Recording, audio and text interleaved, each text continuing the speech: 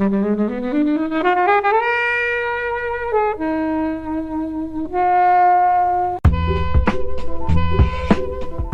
a fancy restaurant, so there's fuck all on the plate, so it doesn't take you time to move around. I loved it, and I will recommend it to lots of people, but I do think the stress factor has put a lot of people off. So I just quickly looked up your score for Uncut Gems, which is previously a film that's been talk about the stress factor time and time again. Did I give it a 5? You gave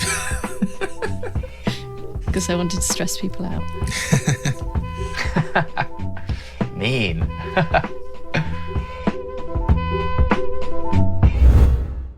Hello everyone. Joining Flixwatcher today we have Liam.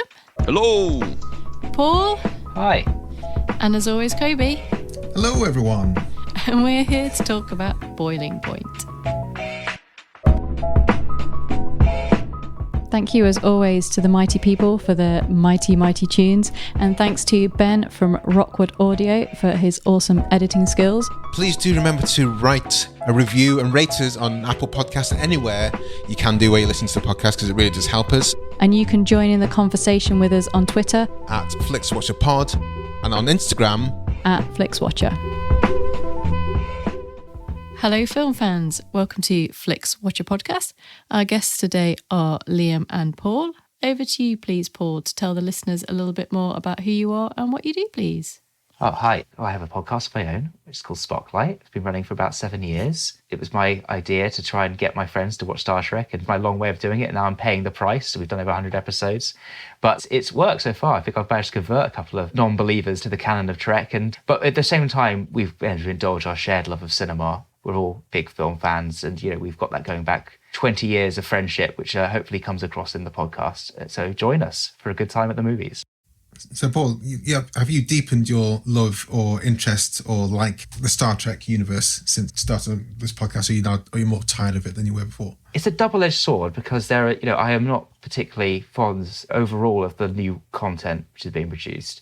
There are some bright spots in that, but I've not clicked with it. But it has led me to explore the kind of 90s Trek, particularly DS9, which I did not give a chance on its release. That was sort of ran from 93 to 99. And I just sort of the black sheep of the franchise. And I'm coming to it now, fresh eyes, and just realizing what an important part of Trek it is, not just Trek, but TV in general. And it broke such a big ground in serialized storytelling, long arcs there, but the rich characterizations, but also just like the politics of it all is great. And it dates extremely well for those regards. So I think DS9, discovering that through this show has been a real plus point for me. That's Deep Space Nine, guys, if you didn't know that little... You don't need to watch the first 8. Liam, who are you? I'm Liam. I am one of the other co-hosts of Spocklight, as Paul has just described very, very well. Come and join us if you're a fan of Star Trek, or you're looking to get into it, or even if you have no interest in Star Trek at all and you're just hardcore into movies, as we cover lots of other tangential Star Trek related stuff on there as well. And I also do some TV and film coverage for BBC Local Radio occasionally as well. Thank you very much for that lovely intro. Liam's been on the show a few times, so if you want to hear more of his voice, go into your little podcast app. When you get to Flixwatcher, type in Liam. You're the only one, and you'll be there a few more times. But you're here to talk about your third film that you've chosen for us. This is Boiling Point. Liam, can you tell us, first of all, why you chose it? And then you got 60 seconds maximum. Well, the reason I chose it is because I actually chose Taxi Driver, Martin Scorsese's seminal film, first, only for it to drop off Netflix at the last minute. So I had to come up with a last minute replacement. And I was looking around. I went basically completely the other way, from a kind of heralded kind of masterpiece to a far more recent and kind of smaller British indie film that was critically well received, well enough to get adapted into a sequel TV series coming soon. But like a much, much kind of, smaller film that I just really wanted to hype up because I saw it in the cinema and thought it was amazing. And it's a great done in one shot, and it's a real one shot. No bullshit stitching like 1917 or anything like that. So yeah, it's a really, really good film. And yeah, I can read the plot synopsis for you if you so wish. Starting now. So Andy Jones, head chef of an upmarket restaurant in London, gets plunged into a pressure cooker of a night as problem after problem piles up for Andy and the staff, from a disastrous health and safety inspection, a celebrity chef, a top food critic, an arrogant Instagram influencer, and a horrible racist on the guest list, conflicts bubbling between the front of house and the kitchen, a £200,000 debt hanging over Andy's head along with his own drink and drug problems, and a guest with a severe walnut allergy problem just waiting to go wrong. Well, just nut allergy, just generally, wasn't it? That was a Chekhov's gun right from the start, wasn't it? Oh, yeah. Yes, very much so, very much so. Paul, have you seen this before? I hadn't. I'm really pleased to have the opportunity to watch it. I had wanted to see it, but it's one of those where you kind of know this is going to be stressful going in. So perhaps that's why it's been sort of just sitting there on the shelf a bit longer than I anticipated. It's going to be 90 minutes of high pressure action. And I already knew that our friends in the hospitality sector had it hard. And wanted to see that warts and all inside a look. Yeah, this is it. Have you guys worked in hospitality at all in any way, shape or form? Yes. Helen has. I haven't, but my wife has. And that's why she won't watch this film, because it will give her a panic attack, because she has worked in a Michelin star restaurant kitchen. And yeah, so stuff like this is just not good for her. She did enjoy the menu though, but apart from that, she just swears off films like this, basically. Helen?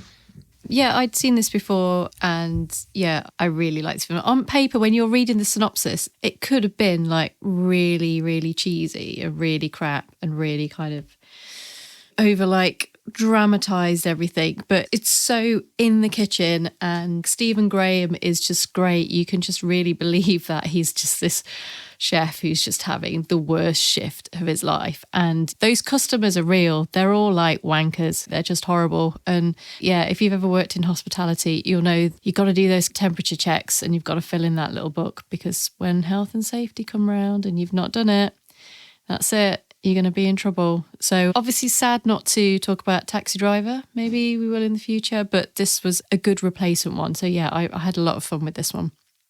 I think so I've worked in a few different hospitality sectors, worked as a bouncer, worked as a waiter, worked behind the bar. I've had a semi-child night, because I know a lot of people have had like a properly hard time, where they work. And I think the kitchen porters tend to get the brunt of it. Like the guy who turned up late in this film and then started buying whatever from the car, those guys tend to get a lot of the brunt from the chefs and everything. But I know from the experience which you've just confirmed now as well, Liam, that it's horrible in there. It can be like really horrible. And a lot of people are saints to work with the people who have to work with, and also to work with a lot of the customers who are the worst. And we saw a few of the worst there. For me, the worst was the Instagram people just wanting everything, because 30,000 followers, what are you talking about? What are you?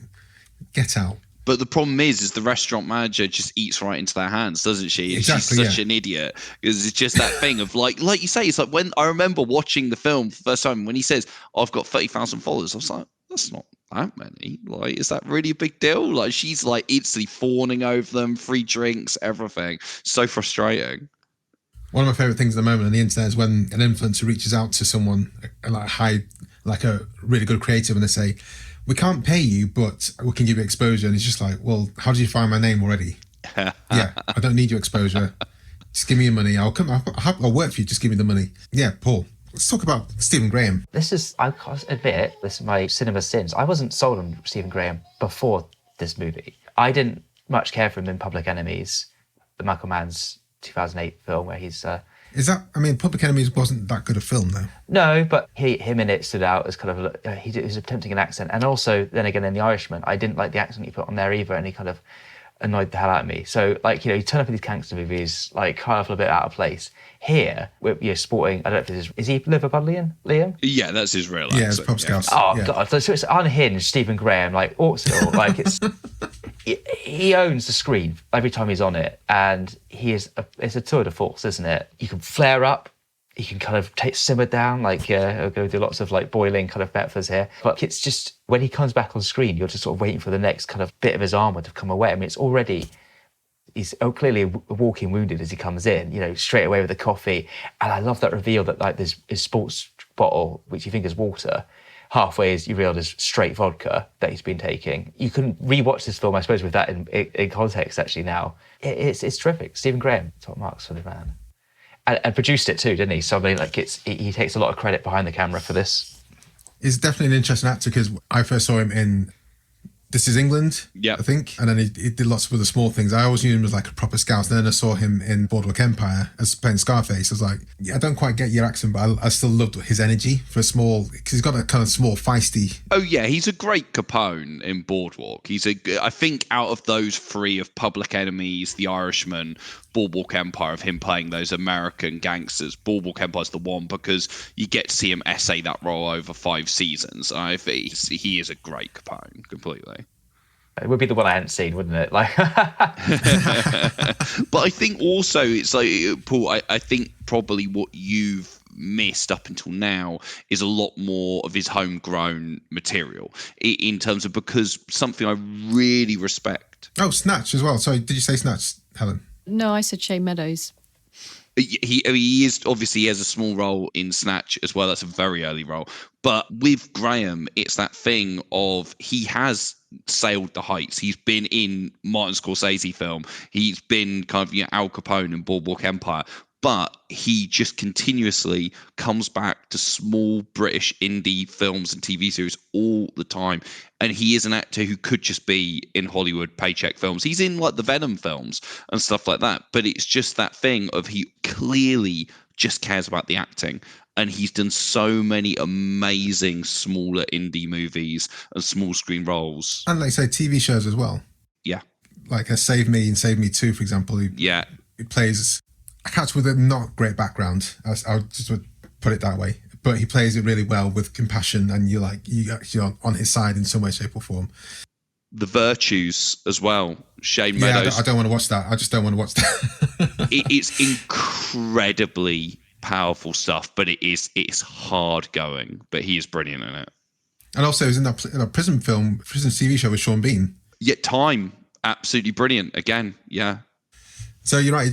I think that's what I like about him is the way he does. It doesn't stick out like a sore thumb, but you still think that's Stephen Graham. He's from like Liverpool way when he appears with Scorsese and De Niro. But at the same time, I do love it when he comes back to the UK film and TV industry. But in this, I think, like you said, unhinged, unfettered Scouse Stephen Graham is really good because he does like the big shouty Scouse rants, but then he was like, "Oh, soft lad, sort it out," and he helps them out, and so it does really flip flop, and really effective in this. But I guess one of the main selling points of this film was the all-in-one cut aspect of things. And Helen, you're nodding your head. Did you think it worked in this? Was it right for this kind of film? Is that just gimmick? Is it a gimmick?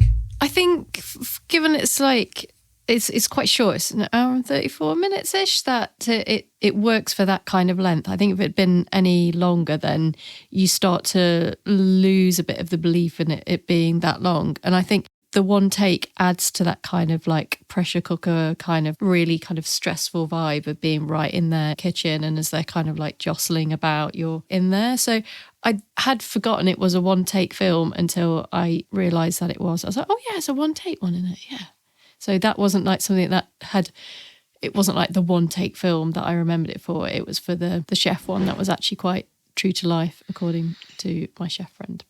It adds to the intensity so much, the all done in one take, especially as it's not a faked one take. Because when you look at so many of the famous one take movies, like Alfred Hitchcock's Rope, you got Birdman, 1917, Carter, they're all things where it's stitched together. It's not a real one take. It's all a case of like, it's about 3 or 4, and then they stitch them together, hiding them sometimes better than others. But with this, it's real. It's one take. They did it, I think, about 6 times, and they literally were going to do it more, but it was filmed literally just before the first lockdown, so they had to stop, and they basically had to just take the best one of what they had and get on with it, because obviously it's a small indie film working on a low budget. They couldn't reconvene and shoot again afterwards. They had to go with it, but I think it works so well. I think one of the other things about this film is that it doesn't feel contrived that all these things are sort of coming to a head on this night. I think you get the sense of history already between the way the characters are kind of introduced. that there is tension that pre-exists the night before, and there's really good kind of allusions to that when they have the kind of huddle at the beginning. Who's the grill man, who's just like clearly like fucked off already. Or Freeman doesn't want to be part of the picture. It's going to pay off later. He'll be the one that's going to call things out. Like, he's going to lose it. The tension between front and back of house there with Kelly, is it? Oh, Carly. Carly is the sous chef. The maitre Carly's d'. the sous chef, yeah. But between Carly and the hostess, the front of house manager, these things, when they do pay off, they don't feel like they just kind of like come out of nowhere. And that's really incredible to sort of set that up within such a short time frame. And in one take, it's like, we only met these people like in the same shot like 20 minutes before, and yet we buy the blow-ups. And another thing about it's so remarkable is there's even a little kind of throwaway bit where pastry chef, who's clearly had her own business and she's a bit more kind of world-wise, is sort of taking a young, probably 18-year-old sort of apprentice under her wing, and she lifts up his sleeve and realised that he's been self-harming, and she immediately cries. It breaks down. She knows the kind of like, there's a history here. She got to like this person. She's immediately affected by what that means for them and for him and their relationship.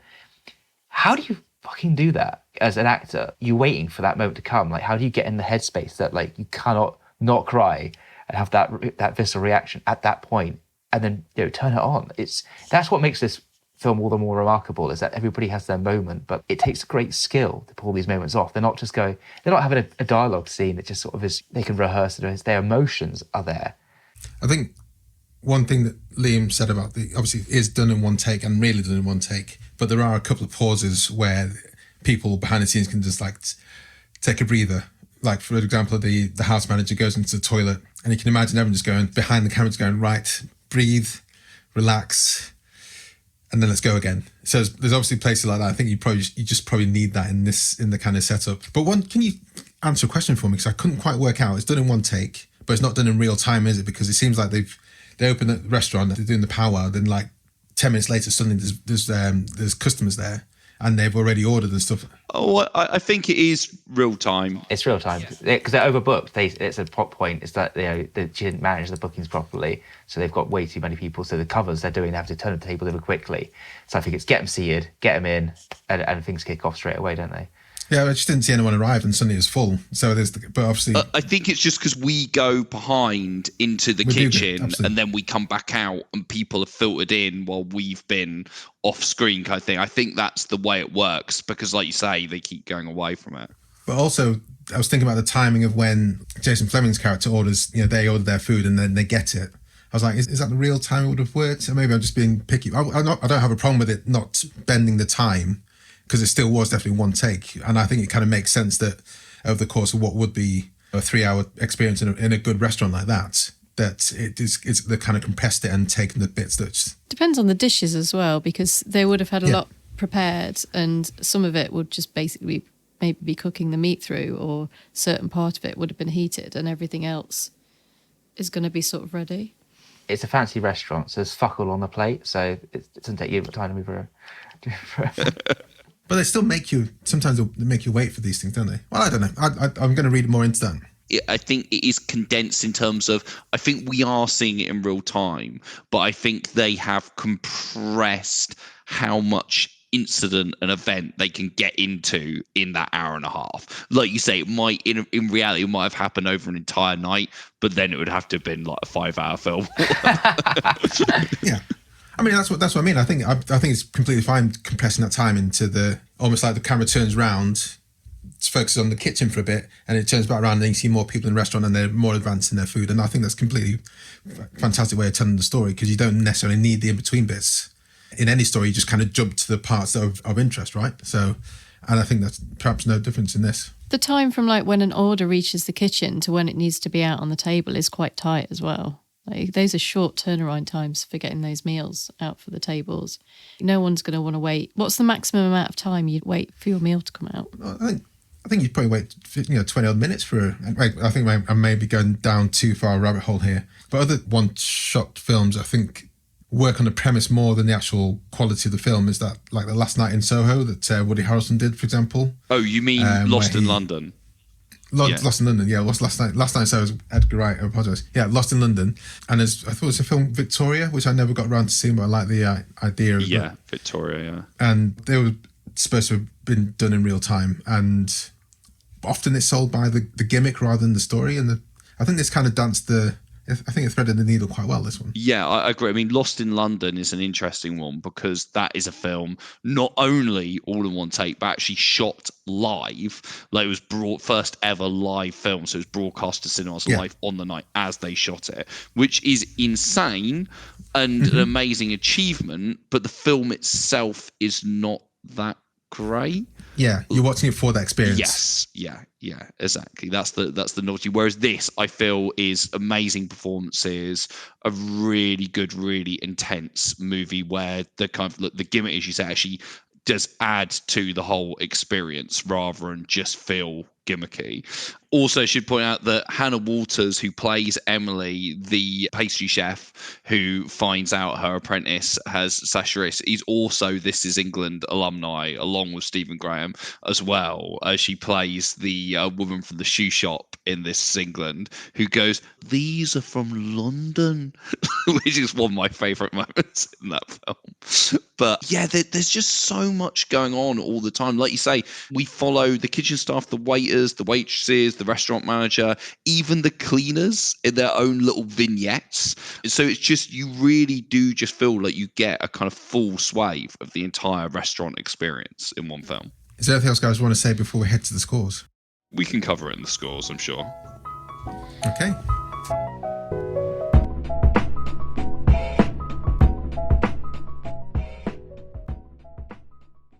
I'm Sam Clements, host of the 90 Minutes or Less Film Festival, another podcast in the Stripped Media family, a podcast that celebrates movies under 90 minutes long. Each episode, I'm joined by a special guest who selects a movie to join our prestigious lineup. Past guests have included fellow Stripped Media family members Martin and Sam from Song by Song, and Kobe from Flixwatcher, and Dave from The Wire Stripped. Search for us now on the app you're currently listening to this podcast, or join us at 90minfilmfest.com. So welcome to the Flixwatcher scores. The scores are out of 5. You can have decimal places if you wish, and we'll start with you, please, Liam, with your recommendability. So recommendability, I'm going to go with 4.8 for this. I'd really highly recommend this film because I think it would appeal to most people. I've shaved off a couple of percentages for maybe people who are suffering PTSD from working in horrible kitchens like this one that we see depicted on screen.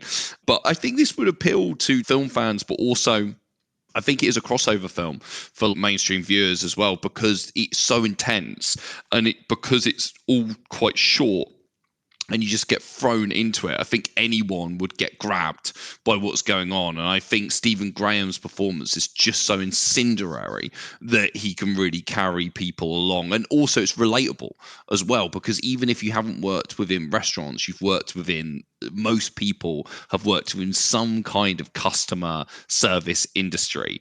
And we can all relate to the bullshit people have to put up with in this film. I mean, obviously, Mike, you said, Kobe, that your worst customer was the Instagram influencer. My worst customer is the horrific racist guy who's working there, who gets a white waitress at first, and he seems like reasonably okay and friendly. And he always had an edge of like, I'm a tosser, but Yeah, he is still on the edge, definitely. But he's keeping it together, and then he gets a black waitress, and he just turns completely nasty with her, and I mean to a really horrible degree. And I did love that she did sort of get the last word with him in the end, because you mentioned Freeman, Paul, who's hilarious in this film, who's a really angry guy in the kitchen.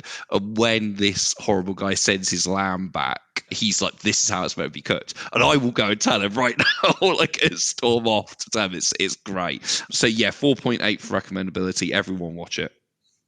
I'm going to go a little lower because I just got to give a bit more kind of road out for the people that just like are going to find this a very stressful experience. I think it's not just the people who've worked in this. I think this film doesn't quite have a universal appeal because it asks a lot of you as a participant into this, that you cannot help but be caught up in the stress of the situation. It's going to have there's a physical response you're going to have. So much art leaves you feeling completely nothing, and your heart rate never goes up. You can look at your phone halfway through it. This film is going to affect you, and I think for some people that's just not what they want. And I think this film demands of you that attention. What I also think it is a great advert for cinema, because it is whilst an indie film, low budget, this is doing something that TV can't do or doesn't do. It's a high concept, performed impeccably. It needed the rehearsal time you would not get in a television show to pull this off. You had there's a TV show, The Bear, that came out last year, and it had one episode. Each episode, typically that was like 40 minutes, but one episode was, I think, just shy of 30. And that was a one-shot film based in a restaurant. So that was my nearest comparison. But, you're right. It's something it's difficult to do and pull off well. And that episode got lots of plaudits. Yeah. My wife has sort of said after this, like, you've got to start The Bear again. I've only watched the first one of that. And yeah, it takes a lot to pull me into TV. And so I will revisit that, The Bear, because it does get a lot of plaudits and, have a recommendation there. But yeah, I think that's why I think it's got, I would say, 3.4.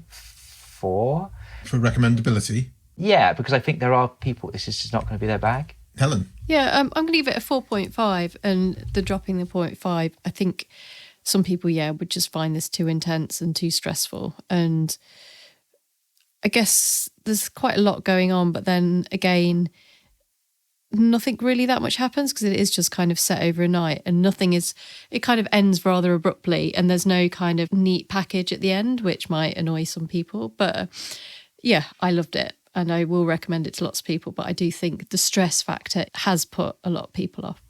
So I just quickly looked up your score for Uncut Gems, which is previously a film that's been talk about the stress factor time and time again. Did I give it a 5? You gave because I wanted to stress people out. Mean. I think this is another companion piece. If you do want high adrenaline without explosions or punching, then that's an interesting double bill. I'm going 4.2. I think it's good. I'm not sure I really like the ending. I thought it was almost a bit too neat, but I guess it makes sense. It's this night we're watching because it starts off, he's bereft from his family, goes down in ratings. His ex-boss, ex-partner, the person he works with turns up, making him stressed out already, but then wants £200,000 off him. Addicted to some kind of drugs, on alcohol, and everything goes to pot this one night, and that's the night he carks it. We don't know if he dies or not properly. So it makes sense that we're watching this, but it's still like, really? At the end, does he fall over and that's it? It almost seems like a bit too much of a get out of jail free card. Maybe that's just me. A repeat viewing score. Yeah, to be fair, Jason Fleming in this film would stress me out if I was Stephen Graham's.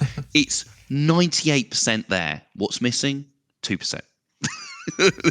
Very, very irritating. Rewatchability score 4.2.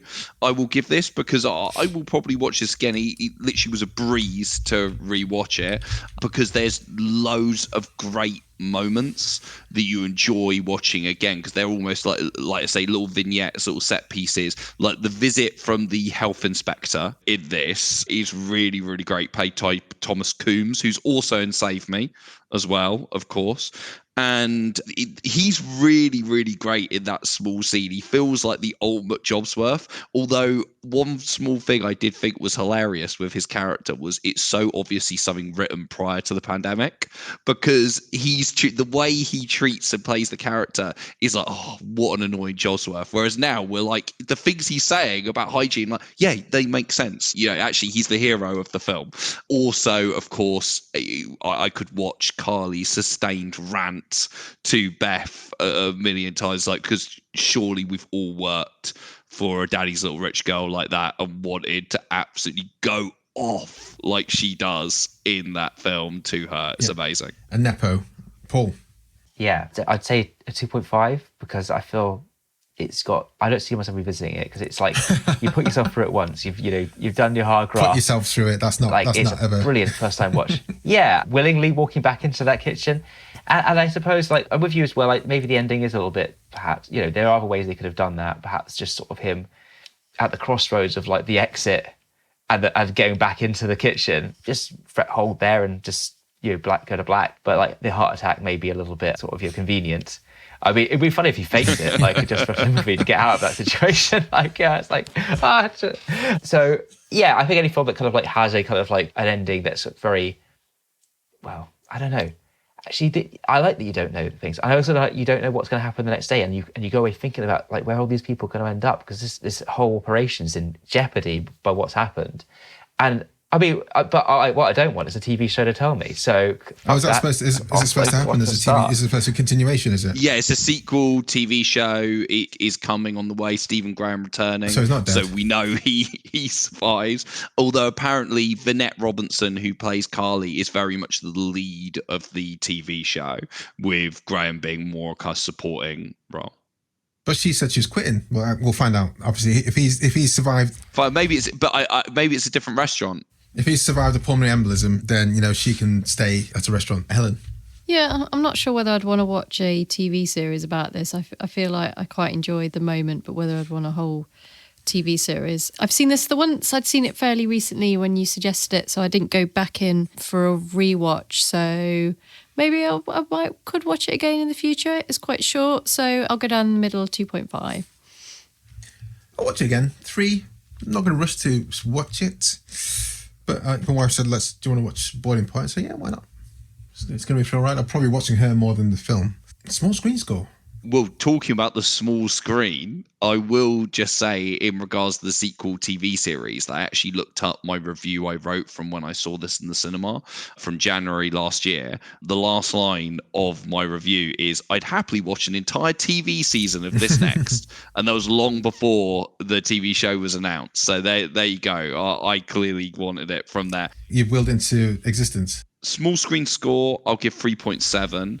I think this does work on the small screen because it's a low budget kind of British indie film, and obviously they're going to make a TV version and everything like that. I think it does work perfectly well. However, I saw this in the cinema and I'm smug about it. it was an amazing cinema experience. It really, really was.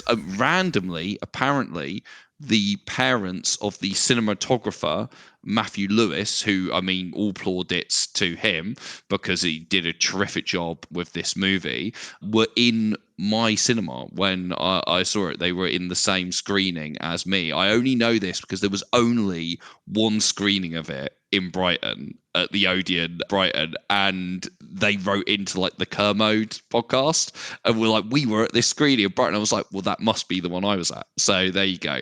And it was just amazing. It's where you just felt so locked in that one shot, like in there. It was a really visceral cinema experience. So 3.7, you can enjoy it on small screen, but if it gets a cinema screening, go and see that. Paul. I'm going to say 3.7. I watched this on my flat screen in the living room, which I've almost sound systems in here in the cinema room.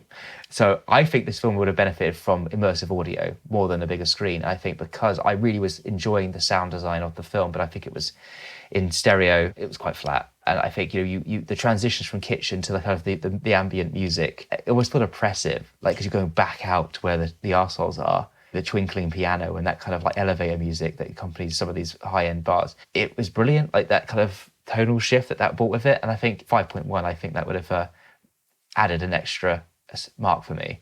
Helen? Yeah, I didn't get to see this at the cinema. I think it came onto streaming quite quickly and had quite a limited release. So I would have gone to see this at the cinema, I think, had I had the chance. That said, it's kind of like sort of TV sort of setting feel works at home. So I would like to have gone to see it at the cinema for the atmosphere, but I think it works fine at home. So 4. Yeah, I'm going for 4.2. I would have liked to see it at the cinema the first time, but now I've seen it on the small screen, I don't think I'd go to the cinema to see it, for the second appearance, whereas sometimes that's the opposite, where I'm like chomping a bit to actually watching the cinema. Engagement score, Liam. So I'll give this a 4.9, almost full marks. I think it's an incredibly engaging film. I think as soon as it starts, pretty much you're in it. Certainly from the moment we actually get into the restaurant, I think you are absolutely in for this and you're glued to the screen. It's so compelling and intense. When I watched it in the cinema, when it ended, I was genuinely shocked because I thought we were like 45 minutes in. Because it had just gone so fast. I couldn't believe it was already done. So yeah, very, very close to full marks for me. I got 4.9 as well. I wanted to carry on. I think it goes back out that I didn't want it to just end there. Like it was a bit of that's where we're stopping. Because I was really into it. I was so invested. But I suppose how much more can a person take? Not much more on the one night anyway. That would have been the question. Yeah, it's the stamina, just for him, but as the viewer as well. I think they're right. That is, you are asking a lot of the audience to kind of, especially with the one take, even if you don't realise that's what's happening, it is draining you somewhat. And I think just let them off the hook at 90 minutes. Yeah, I'd go pretty high as well. I think part of you is waiting. You're like, when's this nut allergy going to come? When is it going to happen? There it goes. But yeah, I mean, it's so short and everything's so fastly paced that you'd be crazy not to give it full attention. So I'm going to do 4.8. Yeah, I'm going to go, let's go high 4 as well. Let's go 4.95. Gives us an overall score of 4.01563. It broke the 4 barrier, which is always a great thing on this podcast. Okay, guys, so let's head over to Twitter. For those listening, if you don't follow us on Twitter, we are at FlixWatcherPod.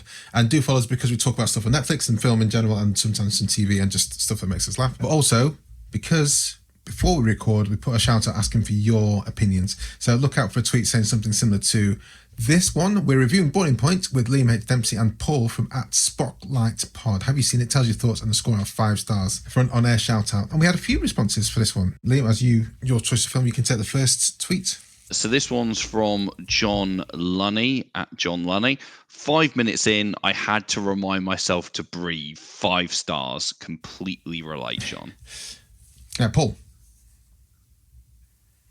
Okay, yeah, this one's from Easy Riders Raging Podcast. It's a cracking watch, 4 stars. The film is small in scale, but re-delivers and deserves to be seen by more people. Was this the Lock of 2022? Now, I was thinking about Lock a lot during this, so if people don't remember Lock, it was a kind Tom Hardy one. a film shot at, Tom Hardy in a car, talking about pouring concrete for about 90 minutes. It was pretty gripping, and it was like another person at the crossroads of a bit of a mental breakdown. Was it in one shot, Liam? I can't remember. It's not one shot. Lock isn't one shot. No, so it doesn't have that gimmick, but it was certainly one real-time sort of setting, wasn't it? Yeah, I think, I suppose it is. I was recalling Lock with rewatching this movie. I can see that. Helen. So this one's from Rhys Hayward. I might know him, I may not. Brilliant film, dark but strangely heartwarming. A sad reflection of greed and the class system in 21st century Britain. 4 stars. Liam, do you want to take another one? Okay, yeah, I've got this one from Russell Bailey at Russ Loves Movies. A brutally effective watch, incredible performance from Graham, unrelenting yet fluid work of escalating tension, and he's given it 4 knives out of 5. And I've got one more, Paul. Do you want to take that? Yeah, so Matt Clark says 4.5 stars, if allowed. Of course it's allowed. We had another decimal point added. Looking forward to the TV show. Well, somebody is, so that's good.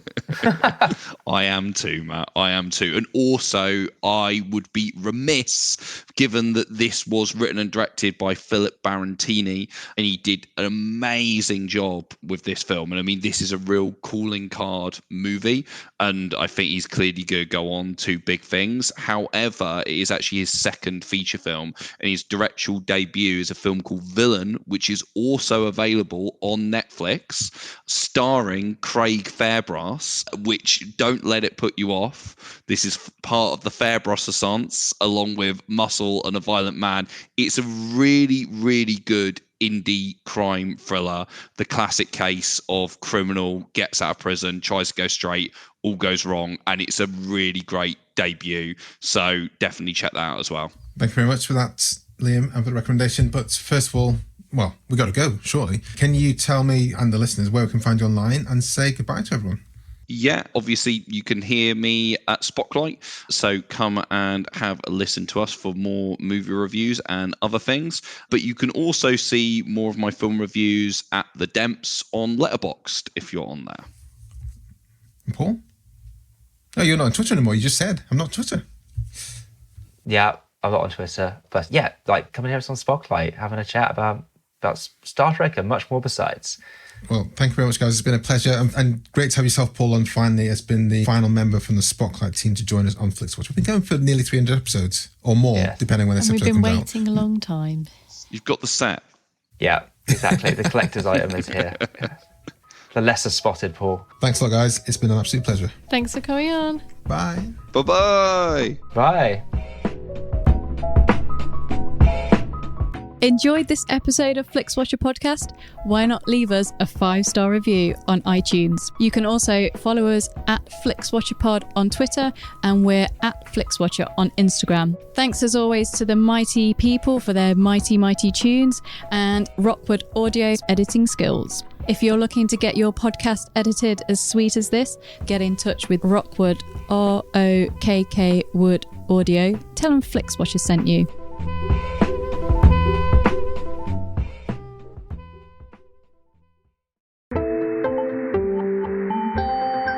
You just heard a Stripped Media production.